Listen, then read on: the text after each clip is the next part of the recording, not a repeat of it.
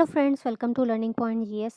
आज हम पढ़ने जा रहे हैं सीटेट। फ्रेंड्स, आज हम पढ़ रहे हैं सीटेट में इन्वायरमेंट यानी पर्यावरण जो है मोस्ट इंपॉर्टेंट शॉर्ट क्वेश्चंस। ये हमारी 9th पार्ट की वीडियो। 8 पार्ट तक हम कंप्लीट कर चुके हैं। आपको प्लेलिस्ट में हमारी बाकी की वीडियोस की डिस्क्रिप्शन मिल जाएगी। प्लीज़ अगर आपको वीडियो अच्छी लगती है तो लाइक एंड सब्सक्राइब करना ना भूलें और अपने फ्रेंड्स को भी शेयर करें ताकि उनको भी इससे बेनिफिट्स मिल सकें। फ्रेंड्स, हम जितने भी वीडियोस ला रहे हैं अकॉर्डिंग टू एग्जाम पैटर्न है और very short one liner questions हैं ये, जो आपको बहुत ही हेल्पफुल रहेंगे एग्जाम में। तो चलिए स्टार्ट करते हैं। पहला पॉइंट है हमारा, कोयल अपने अंडे कौवे के घोंसले में देती है। फ्रेंड्स, जो प्रश्न आता है ऐसे आता है कि कोयल अपने अंडे कहाँ देती है, और बाकी पक्षियों के बारे में भी क्वेश्चंस आते हैं, जैसे कौवा गौरैया टूटे फूटे घर में अलमारी के ऊपर अपने अंडे देते हैं। डायरेक्ट प्रश्न ऐसे आ जाता है कि कोयल अपने अंडे कहाँ देती है। कोयल अपने अंडे कौवे के घोंसले में देती है। नेक्स्ट पॉइंट है हमारा, मुख्तारपुर गांव आंध्र प्रदेश में है। प्रश्न आएगा ऐसे, मुख्तारपुर गांव कहाँ पड़ता है? आंध्र प्रदेश में। या पूछ लेगा आंध्र प्रदेश में कौन सा गांव पड़ता है। इस पाठ के आधार पर पाठ का नाम पूछ लेता है तो मुख्तारपुर गांव पड़ता है। नेक्स्ट पॉइंट है हमारा, थर्ड पॉइंट, भीमा संघ बच्चों की सभा को कहा जाता है। फ्रेंड्स, एनसीईआरटी में भीमा संघ नामक एक पार्ट है जिसमें बच्चों की सभा के बारे में बताया गया है। चलिए उसके बारे में थोड़ा सा डिस्कशन हम कर लेते हैं। भीमा संघ बच्चों के द्वारा बनाई गई ऐसी सभा है जिसमें केवल बच्चे ही होते हैं और बच्चे अपने कॉलोनी अपने एरिया में जो भी प्रॉब्लम देखते हैं उसको आपस में डिस्कशन करते हैं, उसका समाधान करते हैं। इसमें बताया गया कि भीमा संघ के बच्चे जो थे, उनका ग्रुप था, उन्होंने वहाँ पे पानी की समस्या देखी तो उसके लिए उन्होंने बावड़ी खुदवाई, और एक जो पुरानी बावड़ी थी, जो कुआं था वो बंद पड़ा था, उसमें कूड़ा करकट था, तो उसको साफ करके वहाँ पे पानी इकट्ठा करने की उन्होंने व्यवस्था कराई। ये उन्होंने सिर्फ अपने ग्रुप के बच्चों की हेल्प से किया।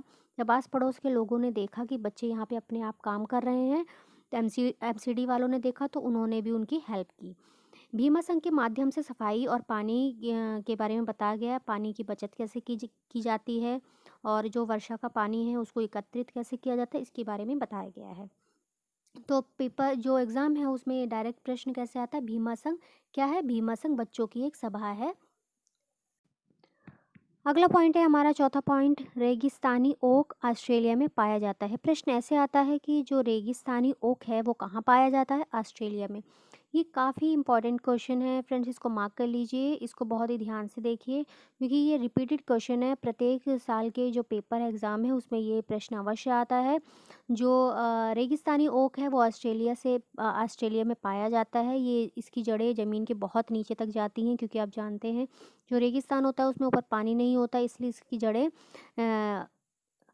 बहुत ही लंबी, बहुत ही नीचे ज़मीन तक जाती हैं। इसमें डायरेक्ट ही ऐसा पूछा जाता है कि रेगिस्तानी ओक कहाँ पाया जाता है? ऑस्ट्रेलिया में पाया जाता है। नेक्स्ट पॉइंट है हमारा, फिफ्थ पॉइंट है, मधुबनी चित्रकला का संबंध बिहार से है। मधुबनी चित्रकला बिहार में बनाई जाती है। तो चलिए फ्रेंड्स, इसके बारे में और हम एग्ज़ाम की पॉइंट ऑफ व्यू से जो लाइंस जो पॉइंट्स इंपॉर्टेंट हैं वो डिस्कस कर लेते हैं। बिहार में मधुबनी नाम का एक ज़िला है। वहाँ पर त्योहारों के दिन घर की दीवारों पर चित्र बनाए जाते हैं। यह चित्र पिसे हुए चावलों में रंग घोलकर बनाए जाते हैं। फ्रेंड्स, जो मधुबनी है ये बिहार में एक ज़िला पड़ता है जिसका नाम मधुबनी है। वहाँ पे जो लोग हैं वो त्योहारों पर अपनी घर की दीवारों पे विभिन्न प्रकार के रंग बिरंगे चित्र बनाते हैं। इन चित्रों में वहाँ की लोकल की मतलब जो लेडीज़ होती हैं उनके भी चित्र होते हैं, बच्चों के भी, फूल पक्षी आदि के चित्र वहाँ पे प्रयोग किए जाते हैं बनाने के लिए। यह चित्र पिसे हुए चावलों में रंग घोलकर बनाए जाते हैं।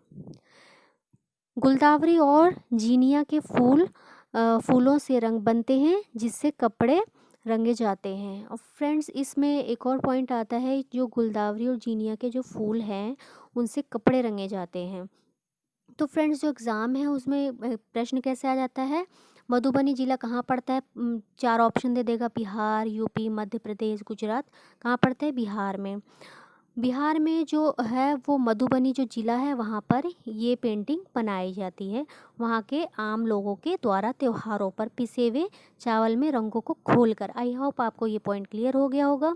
अगला हमारा पॉइंट है, छठा पॉइंट, मधुमक्खी पालन के लिए अक्टूबर से दिसंबर का समय उचित होता है।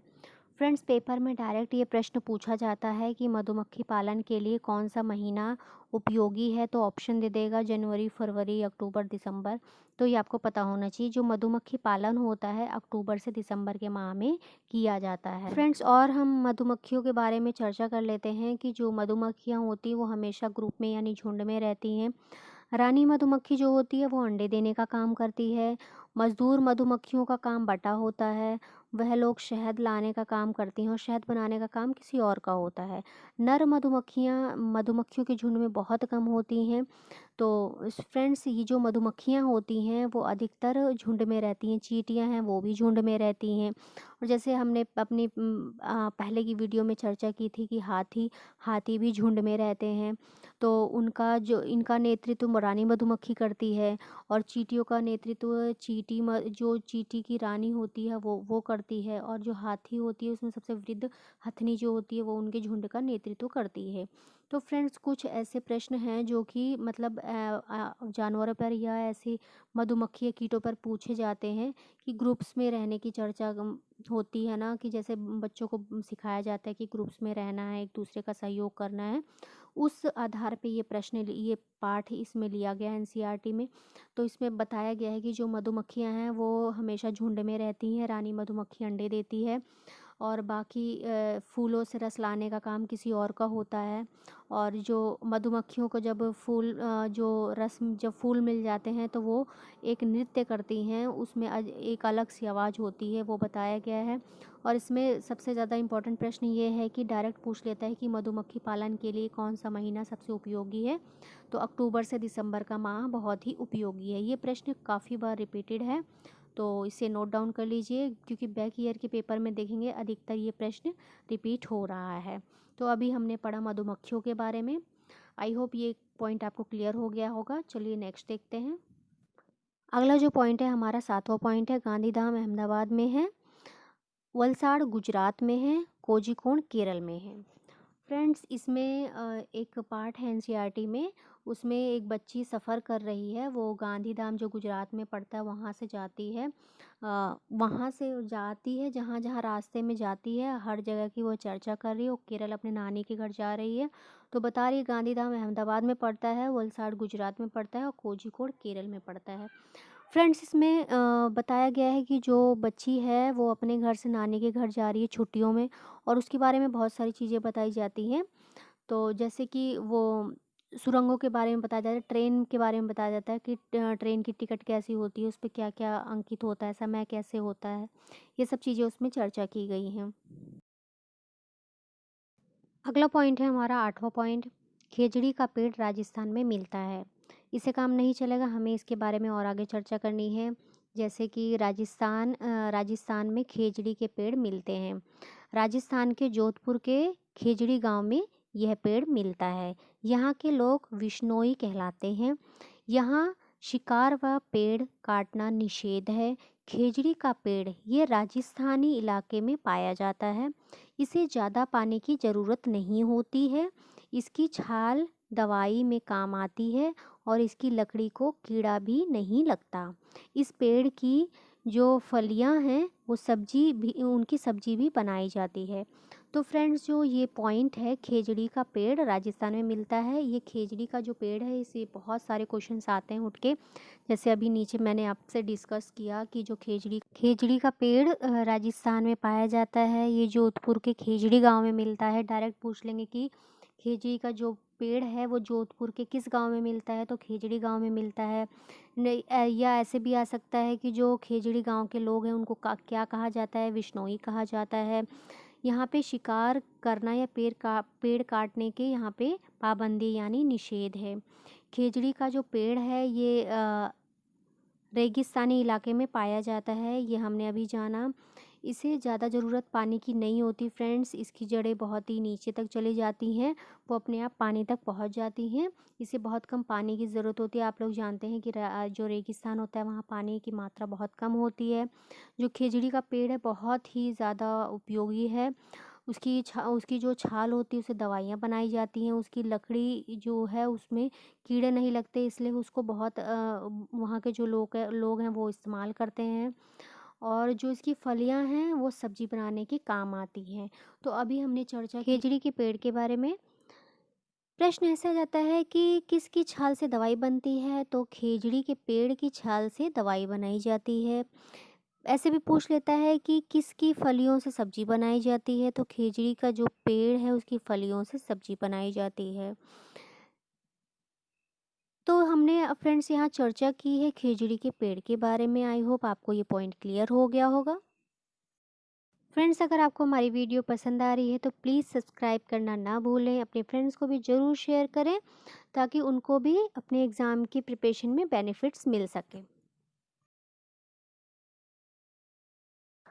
फ्रेंड्स, हमारा 9th पॉइंट है, एक हाथी एक दिन में 100 किलोग्राम पत्ते और झाड़ियाँ खा लेता है।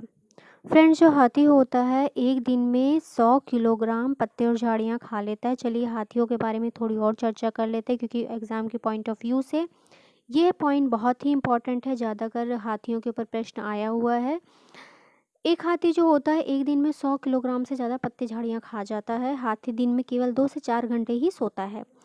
हाथियों के झुंड में केवल हथनियाँ होती हैं। एक झुंड में 10 से 12 हथनियाँ और बच्चे होते हैं। 10 से 15 साल तक की हाथी झुंड में रहते हैं, फिर वह झुंड को छोड़ देते हैं और अकेले रहने लगते हैं। फ्रेंड्स, हाथियों के बारे में थोड़ी सी और चर्चा कर लेते हैं, क्योंकि ये जो पॉइंट है हाथियों का ये बहुत ही इम्पोर्टेंट है। हाथियों के बारे में अधिकतर जो एग्ज़ाम में प्रश्न उठ के ज़रूर आता है। प्रश्न ऐसे बनता है, एक हाथी एक दिन में कितने किलोग्राम पत्ते झाड़ियाँ खा जाता है, तो 100 किलोग्राम पत्ते और झाड़ियाँ खा लेता है। हाथी दिन में कितने घंटे सोता है, 2 से 4 घंटे सोता है। हाथियों के झुंड में सबसे ज़्यादा कौन होती हैं, तो मादा हथनियाँ और बच्चे होते हैं। जो हाथी होते हैं, नर हाथी होते हैं, वो कितनी उम्र तक अपना झुंड छोड़ देते हैं, 10 से 14-15 वर्ष की आयु तक वो अपना झुंड छोड़ देते हैं और अकेले रहने लग जाते हैं। जो हाथियों का झुंड होता है उसका नेतृत्व जो सबसे वृद्ध हथनी होती है वह करती है। वह उस झुंड की मुखिया होती है। जिस तरह से वो करती है जो जो वो चाहती है, बाकी जो हाथनी होती हैं, जो हाथी के बच्चे होते हैं, वो उसको फॉलो करते हैं। तो प्रश्न ऐसे भी आता है कि हाथियों का झुंड कौन करती है, सबसे वृद्ध मादा हथनी करती है। तो फ्रेंड्स, ये हमने अपना कंप्लीट किया है 9वां पॉइंट। चलिए हम आगे बढ़ते हैं। अगला हमारा पॉइंट है 10वां पॉइंट, वल्लम एक नाव है। हम आज चर्चा करने वाले हैं 10वें पॉइंट में अपने वल्लम के बारे में। फ्रेंड्स, वल्लम एक छोटी सी नाव है। वल्लम लकड़ी से बनी छोटी नाव को कहते हैं। ये केरल में चलती है। फ्रेंड्स, जो वल्लम होती है वो केरल में जो लकड़ी की नाव चलती है उसको उसको वल्लम कहते हैं। वह लकड़ी की बनी होती है और छोटी सी होती है। इसको लोग एक जैसे नदी पार करने के लिए भी प्रयोग करते हैं और वहाँ पे ये बहुत ही उपयोगी है। वल्लम सिर्फ इसको केरल में ही कहा जाता है। तो हमने यहाँ पे कंप्लीट किया अपने 10 पॉइंट। डायरेक्ट प्रश्न ऐसा जाता है कि वल्लम क्या है, एक नाव है। तो फ्रेंड्स, आज हमने कंप्लीट किए अपने 10 पॉइंट्स। ये पेपर के पॉइंट ऑफ व्यू से बहुत इंपॉर्टेंट है और अधिकतर पेपर में जो रिपीटेड क्वेश्चन है हमने वहाँ से ये पॉइंट्स उठाए हैं। आई होप आपको मेरा वीडियो पसंद आया होगा। प्लीज़ लाइक एंड सब्सक्राइब करना ना भूलें। अपने फ्रेंड्स को भी शेयर ज़रूर करें। Thank you for watching friends.